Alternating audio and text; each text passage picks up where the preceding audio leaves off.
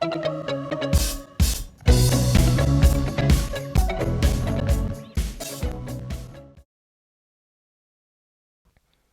guys, it's Scott W4 here, bringing you the third episode of my Become a Legend series on YouTube.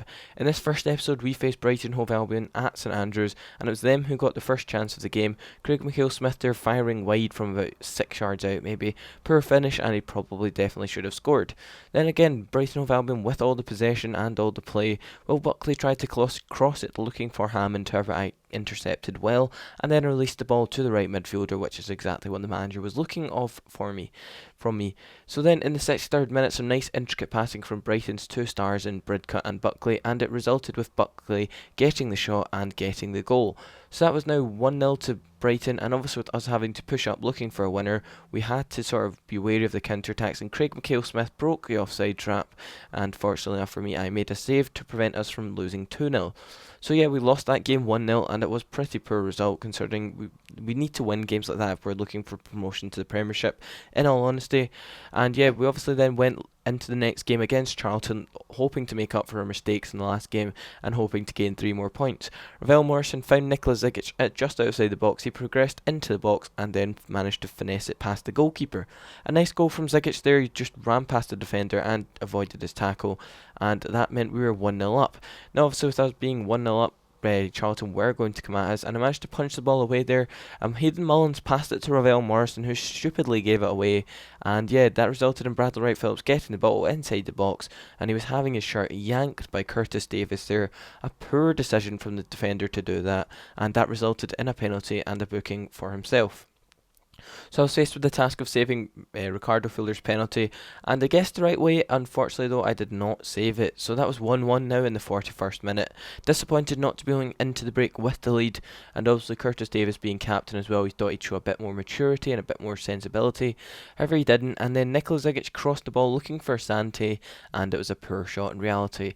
Then the 47th minute, Charlton came attacking us again. Some heady tennis inside the box resulted in a Bradley Wright Phillips header just flying past the post. So yeah, pretty poor positioning from me there. Should have probably went to the near post maybe a bit quicker, but can't really complain because it didn't really go in. So in the 62nd minute again, Charlton causing us all the problems. Bradley Wright Phillips here with a shot, but it's well saved by me. And yeah, I'm keeping us in the game almost right now. I'm definitely having a good game. And there was rumours of scouts being at this game, so obviously any potential scout would be probably impressed by my performance at this point. And I was correct, as Catania decided that they wanted to purchase me.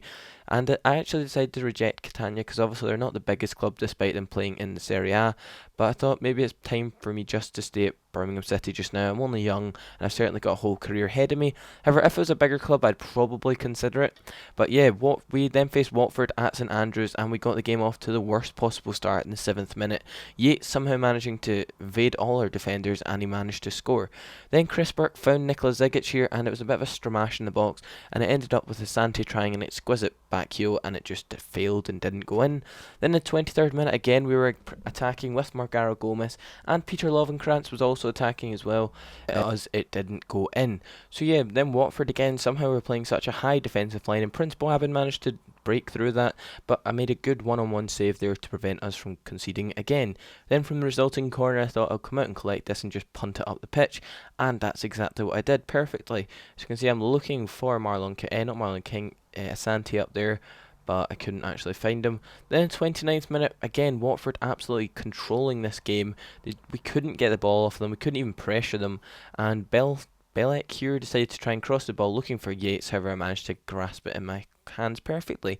Then obviously we're attacking through Zigic and Asante, our two main goal threats, but the ball found its way to Keith Fahey, our sort of box-to-box midfielder, and eventually the second shot was saved well by Manuel Almunia.